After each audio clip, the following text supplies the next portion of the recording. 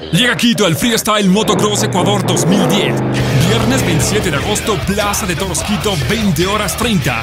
El show más extremo del año, el Freestyle Motocross Ecuador 2010. Con los mejores pilotos internacionales. De Estados Unidos, Greg Harmon, Jeff Griffin.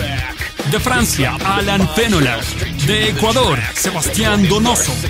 De México, Johnny Palafox, Michelle Fenola. De Colombia, Julián Gómez Uribe. Entradas a la venta en Tu Boleta, 1-800 Tu Boleta y en tuboleta.com.